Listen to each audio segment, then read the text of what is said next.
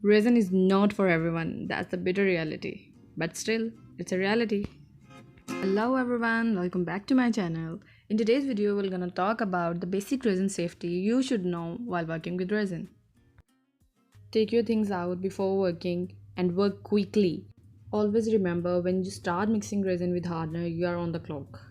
Measure the amount accurately.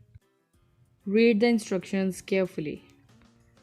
Avoid using it in a closed area. Instead, use it in an area with proper ventilation. Do not touch or work with resin barehanded. Wear a mask and do not smell it. Do not use it without the supervision of your parents if you are underage. Your molds should be clean. Try to maintain a proper distance from resin. If you have used any of your baking mold in resin, then just keep it to resin for life. If you are asthmatic, do not use it with proper care, and even after that, if you feel illness, stop using it.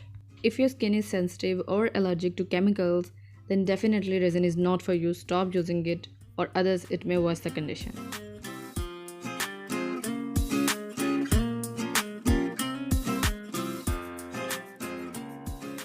Long-term use of resins without any precautionary measures can cause skin cancers and serious respiratory disorders.